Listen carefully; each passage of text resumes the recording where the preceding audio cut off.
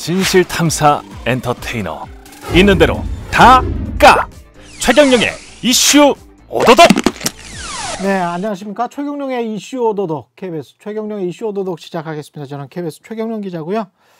부동산 관련해서 이번 주에 한 번 하고 다음 주에 또 할 수 있습니다. 예. 그 부동산 이슈는 뭐 정권 이번 문재인 정부 때도 그랬고 다음 이제 인수위 그다음에 윤석열 정부 때도 가장 골치 아픈 문제가 될 것 같습니다. 관련해서 오늘은 한문도 연세대학교 금융부동산학과 교수님 나와 계십니다. 안녕하세요. 정경대학원입니다. 정경대학원. 네네. 예. 대학원. 네. 연세대학교 정경대학원. 예. 한문도 교수님 나와 계십니다. 네, 안녕하세요. 예. 일단은 집값 현재 상황, 네네. 시장 상황부터 좀 말씀을 해주셔야 될 것 같아요. 일단 윤석열 당선인이 되고 나서 당선자가 되고 나니까 예. 이제 공약 내용들이 이제 규제 완화나 이제 그쪽으로 좀 치우쳐 있잖아요. 예. 집값을 잡겠다는 건 공약에도 없고 뭐 발언한 적이 없었기 때문에 그렇죠. 일단 시장에서 수요자들은 뭐 소유자와 무주택자로 이제 양분될 텐데 소유자나 다주택자들은 이제 규제 완화를 잔뜩 기대하는 상황이고, 그렇죠. 그 무주택자들은 좀 반면에 실망을 좀 느끼고 있죠. 어떤 뭐 확실한 집값 잡겠다는 표현들은 없고, 뭐 인수위에서 발언들 자체도 어떤 방향성이 뭐 집값 안정 쪽에 대한 표현들이 별로 없다 보니까 일단 시장은 양분되어 있는 수요자 상태고, 시장에서 그러면은 이제 말씀드린 긍정적인 효과에 해당되는 이제 자산가들이나 다주택자 이분들이 시장에 많이 들어오면 이제 집값이 다시 들썩이겠죠. 그렇죠. 근데 막상 시장 상황은 아시겠지만 서울 아파트만 먼저 말씀드리면 예. 서울 아파트 2월달 거래량이 800 몇 개입니다. 역대 우리 통계 이래로 제일 최저치입니다. 거래량이. 네네, 역대 예. 전쟁이 난 것도 아닌데 IMF 글로벌 금융위기보다 훨씬 낮습니다. 그렇군요. 네, 그래서 이제 3월달 거래량이 4월 말에 나오잖아요. 30일 유예 기간이 있으니까. 근데 그것도 제가 볼 때 잘해야 뭐 1,500, 잘못하면 1,000, 진짜 잘하면 2,000인데 서울 아파트 평균 거래량이 16년, 17년 동안 노무현 정부로 통계를 뽑았는데. 예. 그 평균이 6,200대입니다. 그러니까 시장이 많이 죽었다고 우리가 판단하는 게 정확한 거고요. 그러네요. 중요한 것은 신고가들이 자꾸 나오지 않습니까? 예. 이건 뭐냐면 이제 희소성 있는 아파트들 예. 일부에 해당되는 것이고, 제가 어제 한 60건 정도가 서울 아파트가 거래가 됐는데 예. 그 중에 70%가 하락거래입니다. 아. 보도에는 안 나오죠. 그래서 제가 시장 상황을 정확히 말씀 올리면, 저는 이제 팩트를 보고 말씀 올리면은 그렇죠. 시장이 언론이나 뭐 친향적 그 보도에서 조금 이제 불안감을 조정하거나 집값 뭐 상승에 대한 기대감을 많이 보도를 하는데, 실제 시장에서는 수요자들이 별로 안 움직이고 있다. 실거래가를 조사를 해보니까 70% 정도가 예, 하락거래입니다. 하락거래더라. 네네. 지금 이거는 팩트 고점 제가 대비, 올려드릴 수 있습니다. 예. 고점 대비, 네, 그러니까 지금 전에 정고점 대비. 그렇죠. 그렇죠. 정고점이라고 되어 있지는 않고 그건 예. 매일 올라오는 건데 그 전에 직전 거래됐던 것보다 또 떨어진 거죠. 그러면 그전께 올라갔든 내려갔든 정고점 하락도 되고, 그러네요. 하락된 게 더 하락된 것도 있습니다. 실제로.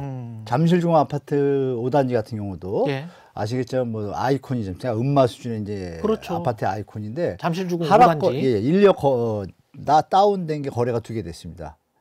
1억 최근에. 정도? 네. 예. 그러면 그건 보도에 안 나오잖아요. 그래서 우리 근데 재건축 아파트인데 거기는 기대감이 상당할 텐데. 제가 이제 지금 자료 하나 준비하는데 이제 예. 보시면은 재건축 아파트 단지 전멸입니다, 거의. 보시는 바와 같이 예. 3월 달에는 지금 2~3개밖에 안 됩니다. 그 2~3개 어느 기준이냐? 보시는 바와 같이 압구정 현대, 예. 목동 신시가지, 또 여의도 시범 아파트, 대치동 미도 아파트 이번에 신통기획으로 재건축도 서울시가 후보지에 선정했거든요. 예. 그 잠실중앙 5단지 다 합쳐서 한 4만 세대 돼요. 지금 지금 뭐 5개, 10개도 안 되는데요. 아. 3월 달 거래가. 이걸 어떻게 설명할 겁니까? 그러니까 시장에서는 예. 가격 고점이라고 판단이 든 것이고, 암만 윤석열 당선인과 인수위에서 어떤 흐름을 정해줘도 예. 내용을 들어가면 별 내용이 없습니다. 뭐 좀 이따 내용에도 있는 그렇겠죠. 것 같은데 예. 팩트를 다 체크해 보면 뭐 확연하게 어떤 투자 시장을 지금 자산이 버블된 상태에 더 올릴 수 있는 요인이 거의 없습니다. 그래서 시장은 제가 팩트 조사한 결과 예. 시장은 우리가 언론에서 보도되는 것에 어떤 그 상황하고 많이 다르게 움직이고 있다. 예. 실제 상황은 거래량도 거의 없고 지방은 미분양이 늘어나고 있고 전세가도 지금 뭐 7월에 계약갱신 만기 때문에 이제 폭등할 거라고 얘기를 하는데, 예. 그럼 아시겠지만 7월이 만기면 미리 보통 나가달라고 얘기하잖아요. 그렇죠. 그러면 전화나 문자나 내용 증명을 보내게 되겠죠. 예. 그럼 기간을 보통 우리가 그 대한민국 국민들이 착하시니까 3, 4개월 전에 좀 통보를 하잖아요. 일반적으로. 예. 그럼 7월에 계산하면 4개월 빼면 3월이고 그렇죠. 3개월 지금쯤이면. 빼면 지금입니다. 예. 지금 별로 흘림이 없잖아요. 예. 이걸 잘 파악해야겠죠. 만약에 4월 전세 거래나 전세가가 그대로 유지된다라면 지금 언론이나 일부 전문가들이 걱정하시는 전세 모태나 이런 거는 제가 볼 때는 그냥 커피잔 속에 태풍에 그치지 않을까. 심리적으로는 뭐 저부터도 이게 어느 정도 폭이 나올까 생각하는데 그 폭이 제가 지금 흐름을 보니까 그렇죠. 아, 이거 생각보다 안전하게 넘어갈 수 있겠구나. 우려하는 그렇군요. 것보다 이렇게 좀 예측하고 있습니다. 그럼 과거에 보면은 전세나 월세가 올라가면서 집값을 다시 이렇게 추동해서 네, 올리는 그게 기본이죠. 네, 맞습니다. 그런 게 있었는데 이제 전월세가 안정이 된다면은 굳이 그리고 집값이 떨어질 것 같은데 사람들 심리가 그러면 굳이 떨어지는 집값을 저걸 떨어지는 칼날을 잡을 필요가 있을까 그러면서 더 기다리게 될 거란 말이죠. 정확하십니다. 예. 저부터도 그렇고 앵커님도 그렇고 예. 물어보신 분들도 먼저 그렇게 본인들이 확신을 갖고도 물어보세요. 저한테. 그렇죠. 지금 그러니까 질문이 지금 사야 돼요. 막 이런 질문들이 아니고 컨설팅 하면은 지금 이거 잡는 건 좀 위험하지 않나 이렇게 물어봐요. 처음부터 그 말의 마음가짐이. 함축된 의미를 보면 시장 수요자들 중에 이 매수를 할 수 있는 수요자들이 마음가짐이 좀 기울어져 있다는 걸 우리가 알 수가 있겠죠. 그러면 문재인 정부 때 해놨던 어떤 각종 그 정책들, 제도들 이런 네. 것들은 윤석열 정부 때는 또 어떻게 해야 되는지 그것도 네. 좀 궁금한데 먼저 전월세부터 이야기를 하자면 임대차 3법. 예, 임대차 3법. 임대차 네. 3법은 지금 인수위에서 뭔가 이제 폐지를 한다든가 뭔가 좀 개정한다든가 이런 이야기를 하지 않습니까? 예, 하고 있죠. 어떻게 보세요, 이건? 전형적인 그 대통령의 의지와 상관없이 그러니까 이제 문재인 정부도 마찬가지고 예. 현재 윤석열 당선자 정부도 마찬가지일 거라고 봐요. 뭐냐면 핵심 관계자들 중에 자신의 이익을 위해서 움직이는 그 어떤 것을 표방을 내세우지만 속으로는 자기 이익 속을 차리는 엑스맨들이 많이 있어요. 어느 정부나. 그렇죠. 근데 이제 인수위에서 저 원일이 대변인가 그분이 이제 주로 예. 발표를 하시는데 전세 매물이 감소하고 전세 시장에 혼란될 것이 우려되어 임대차 3법을 폐지 내지는 전면 뭐 이렇게 얘기를 하셨어요. 그렇죠, 표현을. 그렇죠. 예. 그러면 이제 제가 윤석열 당선자 공약집을 그대로 말씀드리겠습니다. 임대차 3법 전면 재검토. 점토하여 예. 임차인의 주거 안정을 확보하는 방안으로 보완 대책 마련. 이게 핵심 요지입니다. 그러니까 전혀 공약사항에는 없는 내용을 갑자기 인수위가 툭 들고 나오는데 전세 매물 감소라는 표현도 없고. 예. 그럼 전세 매물에 대해서 제가 뭐 다른 방송에서 말씀을 드렸지만 지금 데이터 또 하나 보시면 예. 전세 매물이 일시적으로 지금 당선되고 나서 일시적으로 걷어들이는 일은 있습니다. 보도에도 보시면 매물 걷어들여 뭐 손님 없어 이런데 실제 내용은 이렇습니다. 아까 말씀하신 압구정 현대가 현대 아파트만 한 7,000세대 돼요. 그렇죠, 그렇죠. 거기에 매물이 보통 한 100개에서 80개 수준이었는데 예. 지금 일단 드린 건 맞아요. 이런 분위기 때문에 예. 드렸는데 한 4, 50개 들어갔어요. 그럼 5, 60개가 남잖아요. 5, 60개가 남았는데 거래가 없잖아요. 아니 100개가 있든 60개가 있든 거래가 없는데 그 무슨 말이에요. 예. 그 시장하고 예. 전세 매물이 지금 늘어나 있습니다. 다. 지금 오히려? 작년 우리 저 임대차 3법 예. 그 시기 있잖아요. 예. 재작년 9월이었죠. 그랬죠. 7월에 시행을 하고 바로 시장에서 효과가 나고 정착하려면 2, 3개월 가야 되니까 9월입니다. 그때 매물 현황이 지금 보시는 자료처럼 7천, 8천 대입니다. 서울 아파트 전세 매물이 월세하고. 예. 근데 지금은 보시는 것 같이 3만 대하고 2만 대입니다. 몇백 프로 늘어난 거예요. 이 팩트를 우리 기자분들이 우리 저 기자분들도 다 가지고 있으실 텐데 예. 저 정확하게 보도한다라면 얼마나 좋겠습니까? 물론 매물이 희소한 현장도 있어요. 예. 신축 아파트, 신혼부부들이 선호하는데 이런 데는 당연히 매물이 좀 부족할 수 있지만 눈높이를 낮췄을 때 전체적으로 본다라면 그런 기사는 좀 잘못된 기사인 거죠. 공정하게 양쪽 팩트를 좀 넣어줄 걸 좀 개인적으로 또 부탁드립니다. 혹시 기자분이 보시면. 전월세 매물이 늘어난 네, 이유는 엄청 뭐? 많잖아요. 예. 네. 매물이 늘어난 이유는 뭐예요? 일단 가격 임계점입니다. 가격이 임계 네, 전세 시에 가격이 왔다. 이제 임대차 3법 위에 쭉 계속 올랐잖아요. 예. 올 작년 가을까지 오르다가 기억나시겠지만 농협에서 전세 대출 금지가 있었어요. 9월에. 예. 근데 그때부터 9월에 전세 대출이 농협만 그 한 해에 써야 되는 대출 금액, 전세 대출 금액을 소진한 거죠. 예. 그 자그마한 팩트에도 시장이 완전히 흔들렸거든요. 그러니까 시장이 불안하게 지금 유지하고 있다고 저는 판단하는 거죠. 예. 뭐 금리 인상을 하던 노무현 대통령 시절에도 집값이 올랐거든요. 금리에도 끄떡없던 그런 시장도 있었고, 예. 지금은 전세 대출 한 은행만 소진이 돼서 여기만 안 한다, 다른 데 하고 있었거든요. 그런데 시장이 확 죽어요. 왜 죽을까요? 그만큼 다 서로 시장을 이거 불안하다고 보고 있었기 때문이죠. 그렇죠. 그게 바로 이거 문제가 있구나 판단한 시장 수요자들이 앞으로 주택 가격이 더 오르거나 이런다면 전세를 무리해서라도 가는 어떤 분위기 때문에 가는데, 또 금리가 이제 오른다는 소식이 들려오면서 아시겠지만 8월에 올렸거든요. 처음에 그렇죠. 8월, 그렇죠. 11월, 12월 이렇게 3번 올렸는데 예. 지금 그 이자 부담이 2배에서 수준으로 늘어난 거잖아요. 예. 근데 그 가격이 계산을 해보면 나와 있는 월세 매물보다 비쌉니다. 이자 부담금이. 예. 그러니까 월세 쪽으로 가시는 거예요. 스마트한 분들이. 전세가 안 나와. 그래서 어떤 일이 있냐면 이거 실합니다. 이거는 한 3일 전 저한테 전화 온 건데요. 예. 이건 좀 알려달라고 저 아시는 분이 전 국회의원입니다. 실한데 제가 예. 실명까지 말씀을- 할 수는 없고 예. 이 과천 광남 일대 집을 갖고 계신데 예. 본인이 한 3-4채 갖고 계세요. 전 국회의원이? 네네. 예. 근데 하나를 전세 세입자 보고 나가라는 거예요. 예. 나가라는데 그분이 거기 들어갈 때 폭등할 때 2년 전에 전세 대출을 받아서 들어간 거예요. 그러니까 들어가 있다가 폭등할 때 맞춰가지고 했나 봐요. 한 예. 10억에 들어가 있대요. 10억에 예. 들어가 있는데 시세가 이제 막 올라갈 때 13억까지 갔나 봐요. 예. 고점이. 그러더니 한 3개월 전에, 3-4개월 전에 나가달라고 문자가 딱 왔대요. 그래서 몇 번 하다가 이거 좀 피곤하다 싶어서 또 전 국회의원이니까 예. 싸우기 싫으니까 그렇죠. 세입자분이 대출을 해준 담당자가 있을 거 아니에요? 예. 그분한테 연락을 해서 이렇게 나가게 됐다. 어. 좀 딴 데 가는데 대출 뭐 관계가 어떻게 물어보게 된 건가 봐요. 그러더니 대출 준비를 다 하고 딴 데를 계약했어요. 예. 했는데 전화가 한 달 남기고 전화가 왔습니다. 뭐라고? 다시 살면 안 되냐고. 전 국회의원이.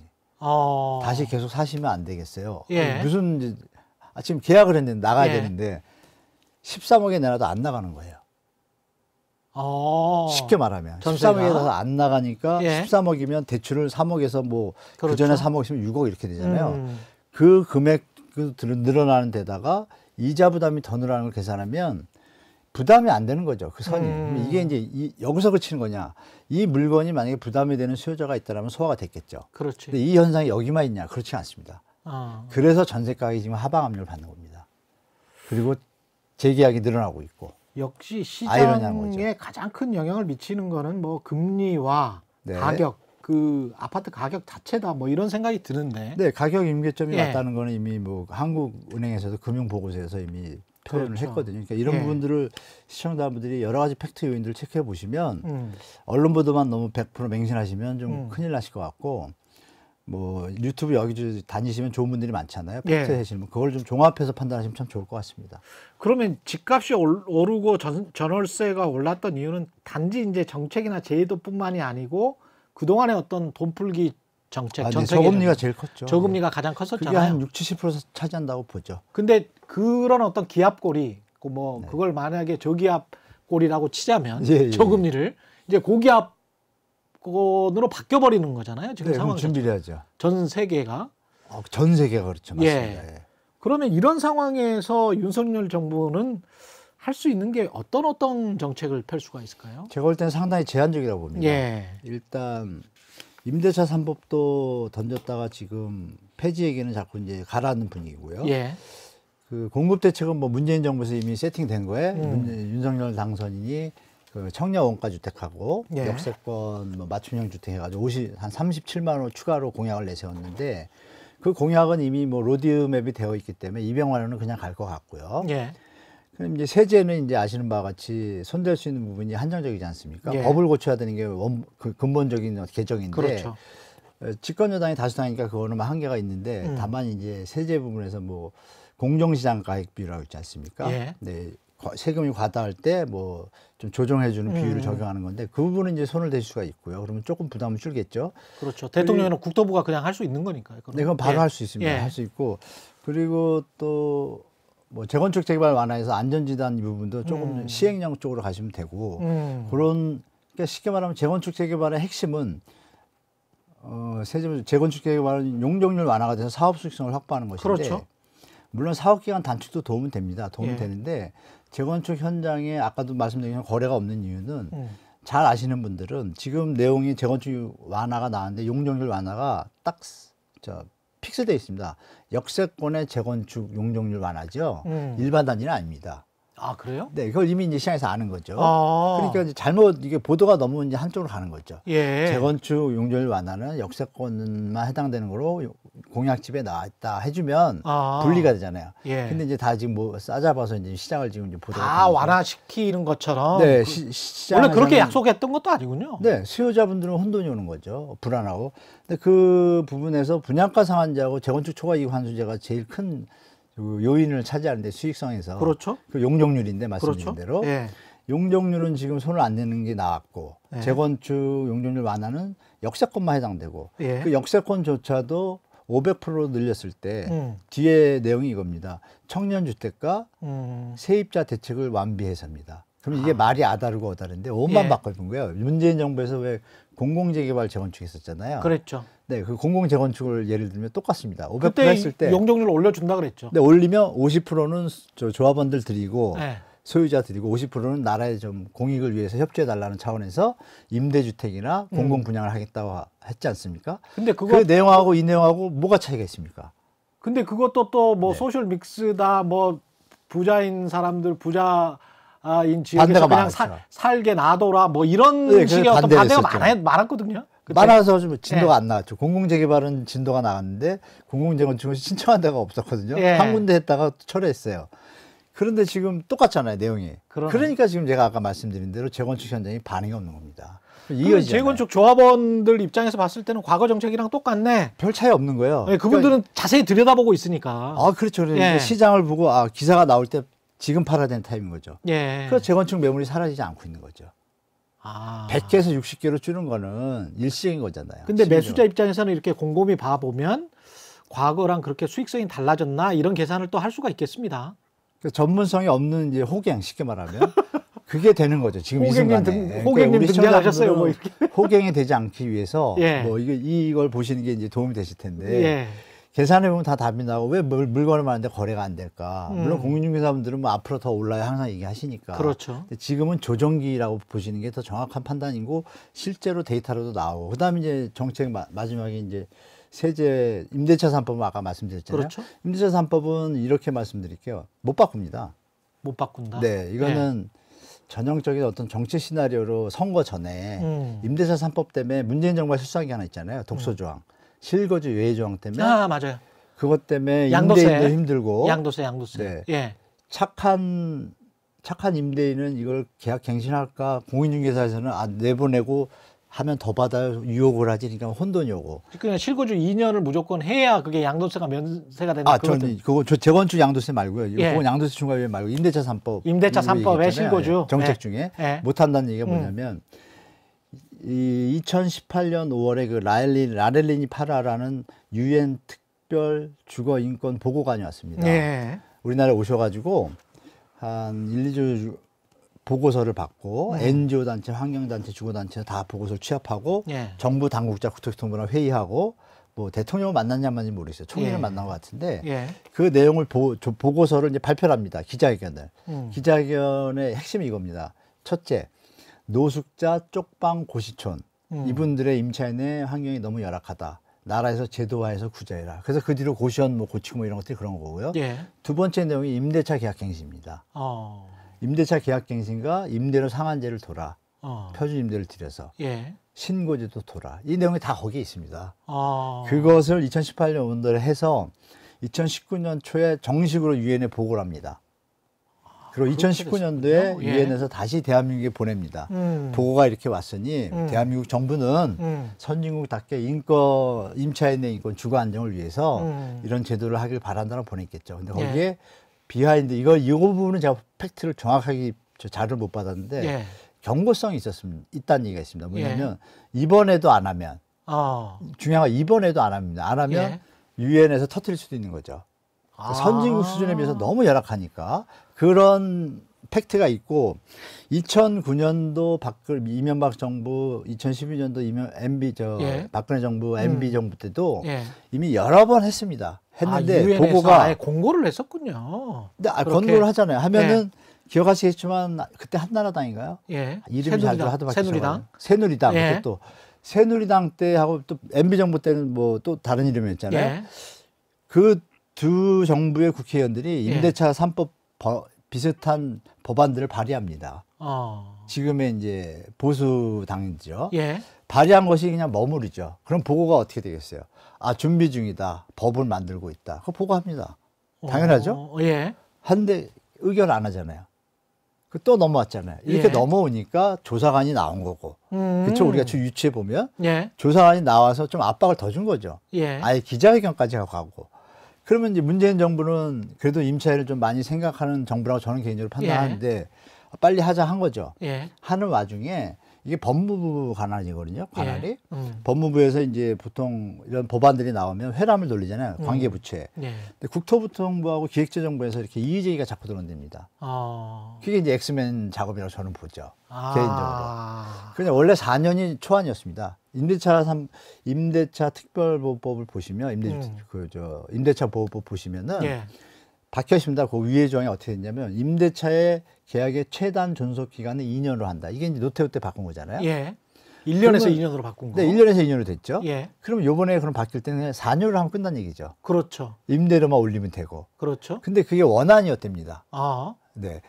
원안인데 그것을 회람을 돌리니까 음. 관계부처에서 실거주 예외 조항이 들어온 겁니다. 그래서 결론적으로.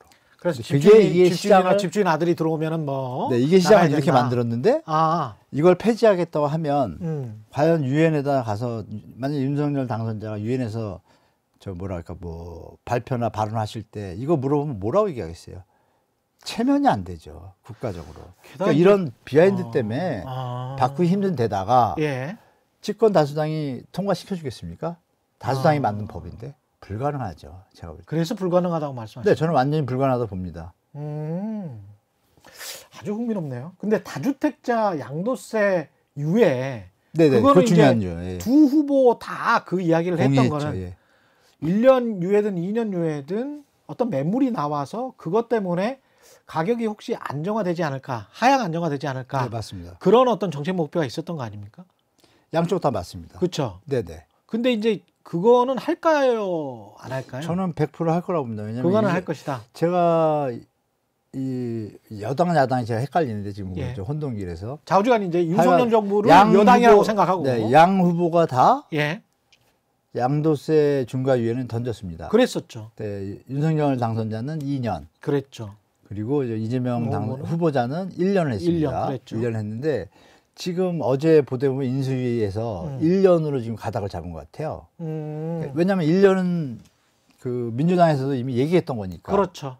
뭐 그거를 거부하면은 이거는 정치를 하는 정당이라 할 수가 없겠죠. 그래서 그거는 그렇죠. 제가 볼 땐 무난히 통과될 거라고 봅니다. 예. 다만 이제 이재명 후보는 그걸 누진적으로 했잖아요. 1년 안에 뭐 바로 6개월 안에 팔면 100% 뭐 이런 걸 차등을 뒀는데 그 부분은 조금 얘기가 서로 있을 것 같아요. 여기 윤석열 정부에서 당선자 정부에서는 전체에 대해서 중과 부분을 다 빼겠다는 얘기니까 그 부분은 조금 얘기가 있겠지만 결론은 그 전체 틀은 그냥 갈 것 같다. 그래서 그거는 매물에 도움은 되는데 기대 이상만큼은 아닙니다. 왜냐하면 그 물량이 예, 그 생계형 임대사업자가 좀 많고요. 예, 저 얼마 전에 모 국회의원이 이제 발표한 자료도 그렇고 제가 아는 바로도 한 50% 정도가 생계형 임대사업자고 아파트 물량이 또 그 중에서 전부가 아니거든요. 다세대 빌라도 있잖아요. 그렇죠, 그렇죠. 그러니까 실제로 뭐 결정적인 역할은 아니지만 중요한 건 현재도 지금 매물이 많아서 말씀드린 것처럼 아까 표도 보셨지만 매물이 서울 아파트 매물이 4만 5천에서 5만 대를 계속 유지 중인데 1년째 예, 거래는 1,000개란 말이에요. 4만 9천 개가 거래가 안 되고 있잖아요. 예. 여기에 만약에 또 5천 개, 1만 개만 와도 타격이 크죠.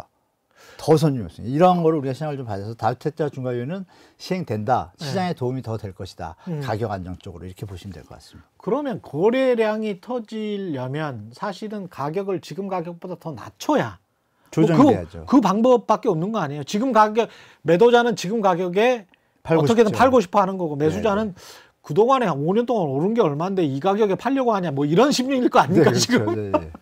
그래서 뭐 이 인력 가지고는 안 된다 뭐 3, 4억이나 뭐 5억 정도로 낮춰야 된다 뭐 네, 이런 맞습니다. 이런 생각일 텐데 정확하십니다. 네. 그런 어떤 거래량이 딱 터지는 시점 그런 거는 어떻게 보세요? 가격적으로 봤을 땐 저는 7월 기점으로 해서 시점을 지금부터 조금 오르다가 네. 물론 이제 버티는 힘 언론 때문에 보도의 행태도 오른다. 중요하지만 네. 그래도 불안한 감이 좀 있잖아요. 그렇죠. 그리고 이슈 중에 아시겠지만 상승 호재 이슈는 대선 이슈하고 예. 전세 계약 만료로 인한 부담 상승 뭐 부담 작용 이거였는데 예. 하나는 지금 거의 마무리됐고 대선 이슈는 그렇죠. 하나 남았잖아요. 그게 끝나고 났는데 만약에 이것이 상승률이 뭐 거래량이 한 3천, 4천까지 쭉 올라가면 기사는 이렇게 나겠죠. 거래량 1,000대에서 4,000대로 4배 늘어나. 예. 이거 속는 거죠. 어. 거래량 평균대 못 드는 거죠. 어. 그러니까 우리가 정확히 시장을 볼 게 거래량이 3천 이상을 못 넣으면 제가 볼 땐 시장은 앞으로는 완연하게 이제 더 팩트를 체크해 준 거잖아요. 그 자체가. 예. 예. 아, 이게 평균 거래량 16년치에 비해서도 반토막 수준이구나. 비싸구나. 예. 그리고 서울시의 분양가 상한제를 손을 대고 있지만 정부에서 분양가 상한제가 적용되는 아파트들이 내년에 좀 나옵니다. 물량이. 예. 후년에 더 나오고. 예. 기억하시겠지만 2018년에 분양가 상한제 시행한다 그래가지고 모든 단지들이 부랴부랴 막 조합 만들고 관리 처분하고 진행해가지고 그때 빨리 인가받은 빨리. 물량들이 그랬다. 이게 3, 4년 지나면 나오잖아요. 예. 그게 이제 내년 후년입니다. 어. 서울 아파트 물량이 많죠. 아까 말씀드린 재고 물량 그 4, 5만 개에다 합하시면 10만 개입니다. 거의. 그러네. 그 시기가 내후년에 오면 서울의 적정 수요가 3, 4만인데 뭐 일어날 상황은 좀 보이지 않습니까? 그 데이터 상으로. 근데 그런 아파트들은 재건축을 했던 아파트들은 재건축 조합원들이 좀 일부 또 들어갈 거고. 네. 분양을 투자자가 더 일반 많습니다. 분양을 받은 사람들은 바로 팔 수는 없는 거 아니에요? 지금 제도로는 좀 그건 시세 어떤 차익을 의미세요? 났다고. 일반 분양 받으신 분들은 팔 생각이 전혀 없죠. 또 팔게 못 해놨고 법도 또 바꿔놨어. 법적으로 그러니까 제가 법도 말씀드린 막아놨고. 네. 그래서 이제 그거에 매물이 그만큼 많이 형성이 될까 그 질문을 제가 드리는 거예요. 그러니까 막 그 정도로 입주를 한다고 하더라도 네. 분양가 상한제 적용을 받아서 낮은 가격에 그 매물이 나올 것인가? 예. 분양 거기서 다주택자가 중과 유예잖아요. 예. 그 유예란 얘기는 뭘까요? 그 다음에 다시 복원될 수도 있잖아요. 그렇죠. 우리가 정치적 이슈도 보셔야 되는데 예. 만약에 지금 이제 보수당이 국회의원 선거 2년 뒤에 2년 뒤에 다수당이 될 수도 있잖아요. 예. 그러면은 그 부분에 대해서 전매 제한을 풀 수는 있습니다. 그러면 소유자라고 가정을 할게요. 예. 우리가 1주택자인데 분양받은 분도 많잖아요. 예. 뭐 조합원으로 분양받은 분도 그렇죠. 있고 일시적 2주택자가 되는 거죠. 예. 일시적 2주택자 양도세 비과세 기한이 예전에 3년이었는데 지금 1년으로 줄었잖아요. 예. 그러면 집이 생긴 뒤에 1년에 팔아야 되는 거예요. 지금은 그럼 1년 안에 팔아야 되는데 중과유예가 끝나는 시점하고 맞물리는 타임이 있을 거 아니에요. 크로스 타임. 그렇죠. 그럼 그 시기엔 어떤 일이 벌어질까요? 빨리 팔아야죠. 그렇죠. 그러면 매물이 생각보다 또 매물이 나올 수 있는 상황도 있고. 아. 근데 전매 제한을 풀어주면 더 나올 수 있겠죠. 좀 풀어줘서 분산돼서 나오겠죠. 그렇죠. 그러니까 결론적으로 말씀 올리면 심리는 예. 가격은 부담하기 어려운 수준에 가 있고 심리는 매수하기 어렵다고 판단되는 심적으로 다 기울었고 예. 3, 4년 뒤의 상황을 예측해 보면 사전 청약 물량을 떠나서 3기 신도시 물량 뭐 윤석열 당선자도 250만 원을 공약을 했기 때문에 예. 그 물량이 나올 걸 대비하면 우리가 추억을 더듬어 보면 예. 노태우 정권 시절에 200만 원 공약 때 전국에 200만 원이고 120만 원 지방 서울 수도권에 80만 원이었습니다. 예. 80만 원에 10년 동안 안정됐거든요. 예. 지금 2배예요. 150만 원 수도권에. 이런 것도 우리 시청자분들이 좀 중장기적으로 생각하신다라면 공급이 획기적으로 네네. 늘어난다. 결정적으로 또 미국에서 금리를 빅스텝으로 한다 그러잖아요. 0.5 다음에 올리면 우리 지금 1.25에서 그렇죠. 0.5 같이 따라가면 1.75가 돼요. 그렇죠. 그럼 주택담보대출 그냥 뭐 7% 바로 넘어버리잖아요. 예. 제가 볼 때 시장이 앞으로는 잠시 조정기 좀 보수적으로 대처하는 게 현명한 판단이 아닌가 저는 그렇게 보고 있습니다. 이게 보유세 근데 이제 우리가 주거 비용을 생각해 보면 네. 보유세를 문재인 정부 때는 이제 보유세를 강하게 종부세까지 해서 그렇죠. 했는데 강하겠죠. 지금 뭐 종부세는 뭐 폐지하겠다 뭐 이런 이야기가 좀 나오고 있고 금리를 뭐 시장의 상황에 따라서 어쩔 수 없이 올린다고 하더라도 네.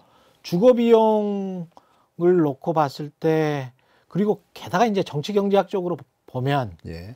윤석열 정부는 고민이 굉장히 될 것 같아요. 왜냐하면 그렇죠. 네. 본인에게 몰표를 준 특히 뭐 압구정 어떤 단지 같은 경우는 90%가 넘더만요. 네, 맞습니다. 예. 그러면 이제 강남 3구를 비롯해서 말은 볼멘 소리를 했지만 유주택자들 같은 경우는 종부세랄지 보유세를 낮춰주고 예.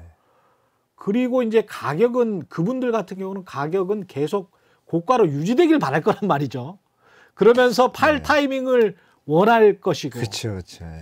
그런 한 번 더 올라주길 바라는 그렇죠. 거죠. 예. 그러면서 그런 어떤 자신을 찍어준 유권자들에 대해서 그리고 앞으로 첩첩히 남아있는 선거랑 이런 것들을 그 정치적으로 계산을 했을 때는 경제 정책이 잘못하면 그 시장에 순응하는 경제 정책이 아니고 시장을 거스르는 경제 정책으로 갈 수도 있지 않을까 하는 우려도 들거든요.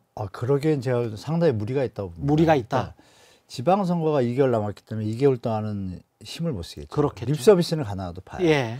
정치적 시나리오나 선거표를 계산할 때는 예.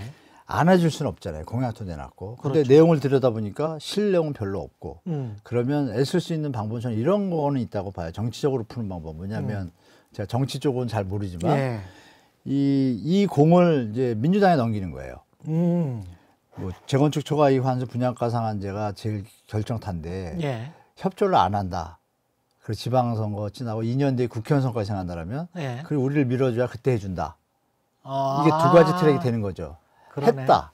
그러네. 그러면 나중에 국회의원 선거 때도 힘이 이어지잖아요. 예. 뭐 이런 시나리오로 가지 않을까. 그러면 2년 동안 일단 죽어 있어야 되는 거죠, 현장은. 예. 그러면 이거를 너무 펌핑하다 보면 네. 말씀 주신 대로 지금 가계부채 상황이나 여러 가지 상황들이 그러니까. 지금 펌핑할 타임이 아니거든요. 그럼요. 예. 지금 안정적이거나 연착륙으로 가야 되는 시점인데 예. 이 부분에서 잘못 들어가면 부자 감세, 뭐 부자 정부 비판 나오기 시작하면 지방선거는 물론이고 2년 뒤 상황까지 보장이 안 되잖아요. 그러면 어떤 일이 벌일지 모르거든요. 그러니까 부담이 너무 되죠. 그러니까 지금 인수위에서 막 초반에 강하게 나왔다가 예. 지금 양상을 보면은 강하게 던졌는데 시장이 반응이 없고 수요자나 국민들의 반응이 좀 비판이 좀 많이 나오는 느낌을 받았는지 예. 바로 한 3일 전부터 그 양도가 많이 줄은 것 같아요. 제가 네. 보니까 발언들을 제가 종합해 보면 예. 그것은 뭐냐면 결국은 국민의 눈치를 보고 있다는 얘기죠. 그렇죠. 국민의 반응을 뭐 저속한 말로 간을 보면서 지금 시나리오를 짜고 있지 않나 생각하고 이거는 이제 정치적 개념이고 경제적 개념으로 우리가 본다라면 지금 주택가격 부담 지수가 역대 최대입니다. 200입니다. 그렇죠. 200 찍었는데 예. 발표를 안 하는데 묘하게 분기마다 발표하면 타임이 지났거든요. 예. 근데 3분기 작년 3분기가 182였어요. 노무현 정부 때가 164점이고. 예. 그러면 가격 부담이 엄청 된다는 건 이미 데이터가 나왔고. 그리고 한국금융안전보고서 작년 12월 23일 보고서의 185페이지 중에 그 125페이지, 25페이지쯤 보시면 시청자분들 딱 나옵니다. 가계부채 상태가 심각하다. DSR이 우리 임계점이 45.9다. 그렇죠. 현재 자영업자 600만이 36 찍었거든요. 예. 그런데 금리가 좀 오르면 이게 40대로 넘어간다. 바로 넘어가죠. 위험하다. 예. 예. 그러면 그게 소비 위축으로 바로 온다는 보고서입니다. 그렇죠. 그렇죠. 그래서 이번에 유예했잖아요. 그게 작년에 발표를 했는데 들어서자마자 바로 유예하잖아요. 이번에. 거기에 내용이 있거든요. 그 자영업자분들은 무조건 대출 유예를 해야 된다. 안 하는 순간 금리 부담이 바로 DSR 임계점에 가까워지기 때문에 그렇죠. 시장에 충격이 분명히 올 것이다라고 예. 찍어놨어요. 예. 그럼 이런 데이터와 경제적인 상황들이 이미 보고서가 요약해서 이미 인수위에도 들어갔을 거고 그럼 인수위에도 국민과 경제를 생각하는 분명히 계실 거 아닙니까? 그럼요. 엑스맨도 있겠지만 그렇죠. 거기서 감론을 박사의 결론은 어디 가요? 정치는 국민을 위한 거니까 그쪽 방향으로 갈 수밖에 없죠. 암만 어떤 세력들이 오더라도. 근데 그동안에는 대출 규제 완화를 이야기를 해놨단 말이죠. 그건 완전 립서비스고 심하게 얘기하면 국민 호도 사기행위라고 봐요, 저는. 예. 왜냐하면 못할 것이다. 예? 못할 것이다. 못하게 돼 있는데 이게 조사가 제가 아는 기준에 있습니다. 제가 아는 정보로 말씀드리겠습니다. 예. 우리가 2008년 글로벌 금융위기 때 예. 그 바젤 3 협약을 기억나실 거예요. 막 20명 모이고 G20 해가 자주 모였잖아요. 예, 예. 그 왜 만났겠어요?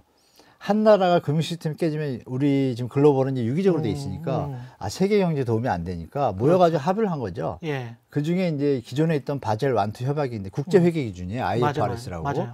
그게 있는데 때마다 위기가 터지니까 점점 투명성을 갖고 버블이나 유동성 규제를 해야겠다는 국가 수장들의 모임이잖아요. 예. 모여서 그 의견을 다 사인을 합니다.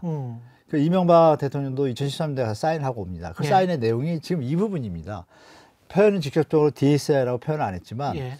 이 가계부채 중에 자기자본 비율하고 가계부채입니다. 은행의 예. 자본금 비율에서 자기자본 비율의 어떤 그 산정 방식하고 예. 그리고 유동성 규제 비율이라는 걸 둡니다. LCR이라 그래서 예. 유동성이 과다하다 보면 충격이 왔을 때 커버가 안 되잖아요. 예. 유동성 커버리지 비율을 뒀는데 이걸 지키는 시행하기로 한 날이 원래 2020년입니다. 근데 우리 코로나 터졌잖아요. 예. 그래서 바젤 3 기구에서 IPLR에서 예. 그러면 2022년도에 분명히 한다. 어떤 일이 와도. 왜냐하면 자꾸 버블이 끼는 게 보이니까. 그렇죠. 저금리로 코로나로 저금리가 버블을 더 양산하니까 문제가 나중에 터지면 이건 진짜 큰 위기니까 2020년에 무조건 한다라고 이 못을 박았어요. 그래서 하는 겁니다. 무슨 뭐 대통령하고 무슨 상관이 있어요. 사인까지 하고 하는 국제적 협약이고 이걸 안 하고 어겼을 때 어떤 일이 벌어지냐. 예. 은행 신용도가 일단 쭉 내려갑니다. 그러면 조달금리, 국제금리에서 콜금리가 올라가면 은행이 부담이 되면 그걸 그렇죠. 누구한테 더 올리겠어요? 국민들한테 더 올리죠. 시장이 완전히 망가지죠. 이거 할 수 없기 때문에 공약집에도 나옵니다. 공약집에도 LTV, DTV 완화 딱 해놓고 DSR은 한마디 없습니다. 이미 알고 있습니다. 이 정부도. 압박을 주는 거죠. 근데 LTV나 DTI를 완화를 한다고 하면 한다고 해서 DSR 규제를 계속하면 사실은 의미가 없죠. 의미가 없죠. 이게 왜냐하면 대출을 못 하니까. 예, 맞습니다. DSR은 전체 자기 그 소득과 관련된. 네, 맞습니다. 그리고 지금 현재 은행 대출이자 모든 신용 대출이건 뭐건 주택담보대출이건 다 포함한 이자를 맞습니다. 계산을 하는 거잖아요. 본인 그렇죠. 소득과. 심하면 캐나다 같은 경우에는요. 그 DSR에서 캐나다 지금 40인가 그런데 캐나다도 거기도 많이 올랐잖아요. 거기는 그 원리금 뭐 이자 모든 이자 원리금 더하기 세금 내잖아요, 우리가. 세금도 부담이잖아요. 그 비용이지. 그것까지 덧셈을 합니다. 그러니까 보유세까지 다 내버리는 거군요. 그건 뭐냐면은 부담이 없는데 자꾸 버블로 올리니까 사고가 날 것 같으니까 그렇게 하잖아요. 그러네. 그럼 미국도 아시겠죠? 2013년, 13년도에 이 부분에 대해서 문제를 제기해서 그 법령을 만들어요. 아예 은행에다가 공표를 하면서 이러한 소득을 넘어서는 부담 가능한 것을 넘어서는 대출은 이건 약탈적 대출이다. 그래서 이걸 막겠다. 하지 마라. 불이익을 주겠다. 은행에 대한 법을 만들었습니다. 지금 미국이 지금 36%입니다. DSR. 놀라시겠지만. 주마다 조금 다르긴 한데 유럽은 30에서 40%입니다. 영국이 45%고요. 홍콩 그런 나라가 50입니다. 지금 DSR 다 하고 있어요. 근데 무슨 갑자기 DSR을 폐지한다라는 인수위의 발언은 제가 볼 때 국민 기만 사기행위죠. DSR은 폐지 공부를 안 했거나 그렇죠. 못 하는 거지. 저거는 뭐 세계적인 추세이기 때문에. 게 아니잖아요. 그렇게 보시면 좋을 것 같습니다. 틀릴 수도 있지만 한번 자료 찾아보시면 제가 드린 말씀이 한 99.9% 맞다라고 동의하실 겁니다.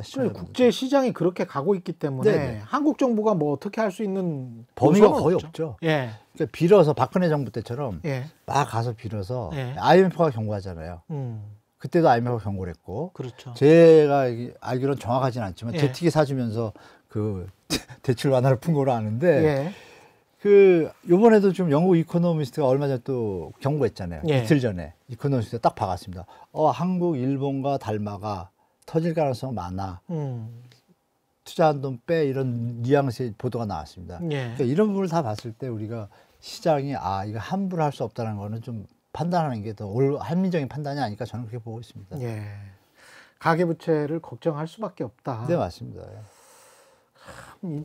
윤석열 정부도 힘들겠네요. 힘들기는 굉장히 힘들 것 같은데, 그럼 앞으로 이제 전망은 빠지는 것밖에 없다, 이렇게 보십니까? 일시적 반등, 뭐 주식으로 말하면 기술적 반등은 분명히 있을 수 있어요. 왜냐하면 공약을 또 내세웠고 또 문재인 정부에서 또 불합리한 부분도 일부 있지 않습니까? 그렇죠. 종부세를 급격하게 올려가지고 부담을 못하는 분들 계시거든요. 그나마 뒤늦게 뭐 조응천 비대위원장인가요? 이번에 민주당 그 양반이 나오셔서 이런 문제점을 이미 윤석열 정부에서 공약을 한 내용을 받아서 뭐 좀 미안했는지 모르지만 바로 발표했잖아요. 바로 발표해서 그 부분을 손을 대고 공시가격 현실화 기간도 줄이겠다. 뭐냐면 9억에서 15억은 현실화 90% 기간이 5년밖에 안 돼요. 너무 짧죠. 근데 9억 이하, 6억 이하는 35년까지 길거든요. 10년 전이에요. 그러네. 그래서 그거를 저도 처음부터 저도 반대했어요. 무리하다. 왜 다주택자입니다. 진짜 고가주택에 대해서 일방적으로 하는 거는 좀 차별화 그런 부분이 많잖아요. 그래서 그거를 맞춰주는 게 맞다고 저도 얘기를 했었는데 그나마 이제 조응천 비대위원장이 발표를 했어요. 그래서 이거는 이제 윤석열 정부가 들어서도 저 집권 다수당이 충분히 협조할 거라고 봐요. 그래서 이런 부분은 제가 할 때 좀 긍정적으로 좀 보고 있는 건 맞습니다.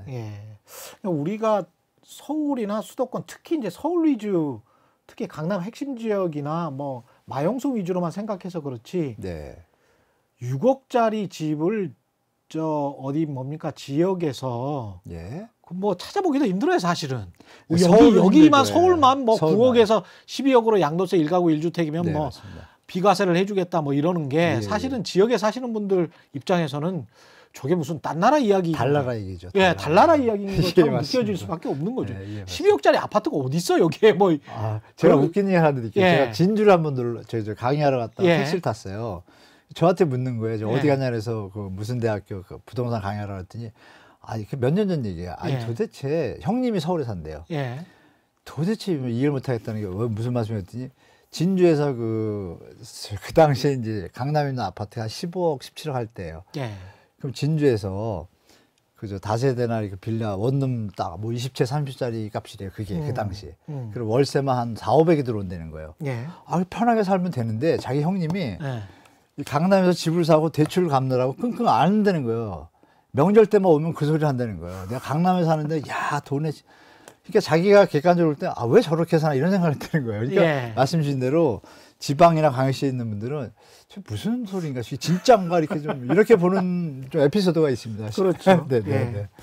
그리고 저기 전망 부분에 관해서 좀 궁금한 게 시장 네. 심리가 뭐 어떻게 변동되는가에 따라서도 뭐 달라지겠지만 우리가 네. 시장 심리를 예측할 수는 없기 때문에 근데 이제 사람들이 매도를 해야 될 것 같다라고 하면 또 한꺼번에 몰리는 그런 게 있잖아요. 네, 그렇죠. 예, 그래서 양상이 시장이 변하는 양상이 어떻게 될지 그리고 만약에 정말 지금 현재 내가 집을 팔아야 된다 그런 사람이라면 언제 파는 게 적절한지 또는 집을 사야 되는 사람이다. 예. 그러면 언제 사는 게 적절한지 어떤 그런 뭐랄까 조언? 매도자분부터 저 말씀드리면 매도자는 두 시나리오가 있잖아요. 예. 일시적 1가구 유주택자분들이 계세요. 예. 그분들하고 다주택자 세 가지가 있네요. 다주택자가 있고 요번에 임대사업자, 단기 임대사업자 예. 세 부류가 있는데 자기가 레버리지가 앞으로 금리 올릴 걸 계산하셔서 현재 대출이 껴있거나 이런 것을 계산하시면 나오잖아요. 앞으로 6, 7년 동안 유지하는데 문제가 없다고 하시면 그냥 가져가셔도 되고 아, 대출이자 내고 뭐 세금 다 낼 수 있다. 네, 그럴 때는 가져가셔도 됩니다. 지금 파는 게 좀 아쉽다라면. 예. 근데 그렇지 않은 상황이다.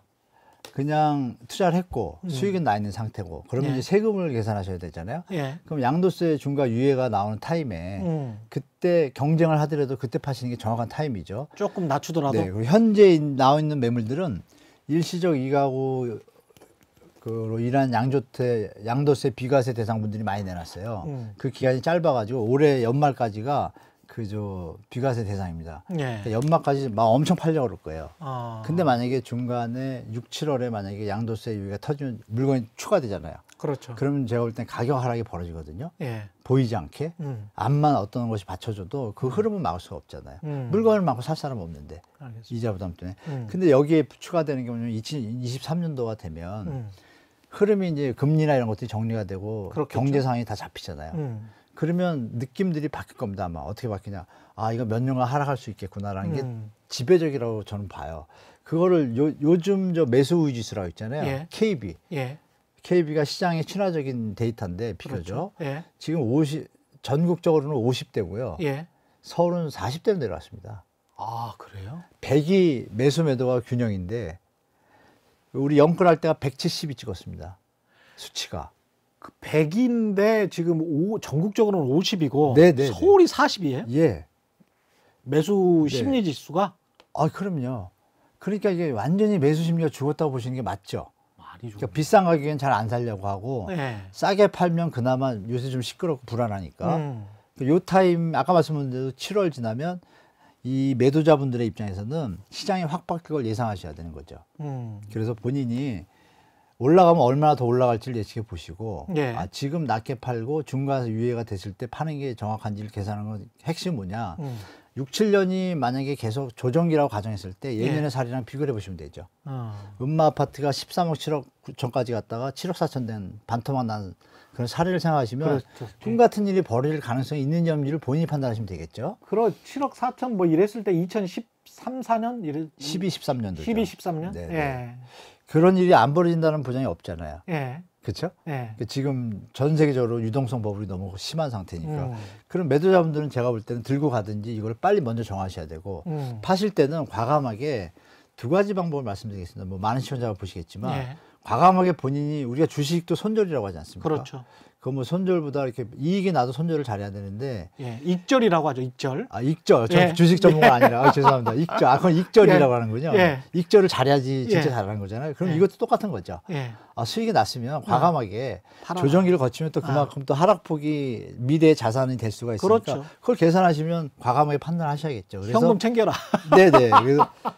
그래서 예. 좀 정신적 트라우마도 벗을 수가 있지 않습니까? 예. 만약에 처리가 된다면. 그래서 그렇죠. 가격 경쟁이 있더라도 공인중개사한테 뭐 중개수를 과감하게 2배를 준다든지 내 집을 뭐 과감하게 다 뭐 1,000만 원, 2,000만 원 내릴 때 계산하면 나오잖아요. 그렇죠. 5천 확 치면 바로 팔리거든요. 왜? 그걸 기다리는 수요자는 분명히 있으니까. 그렇지. 그런 걸 좀 해서 파시고 매수자분들은 무조건 올해 가을 지나서 시장 판단하시는 게 100% 좋습니다. 아. 왜냐하면 지금 이 불안한 시기에 사신다고 해도 올해 가을 지나라. 오르면 얼마나 더 오르겠어요.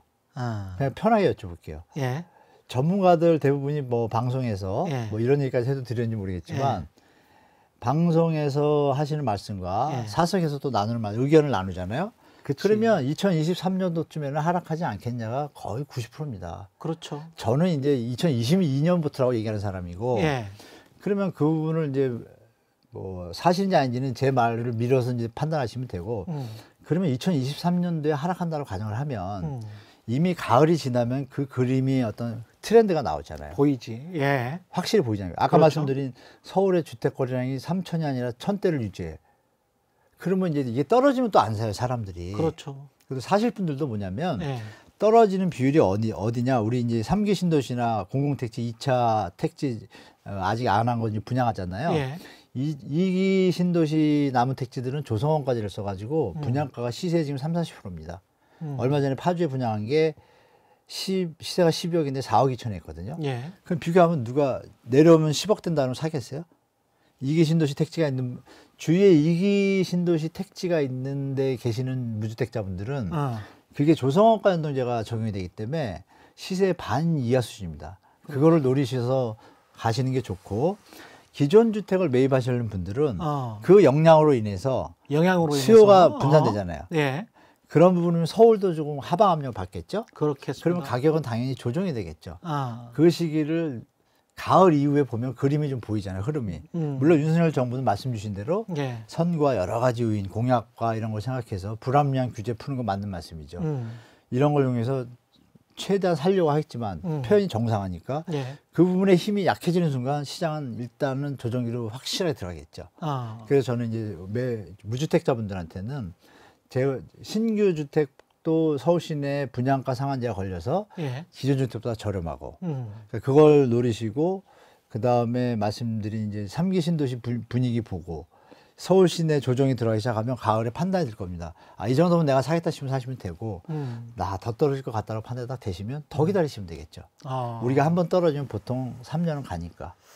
뭐 대기 매수자들은 좀 마음을 여유가 있게 생기죠. 느긋하게 잡고 네네.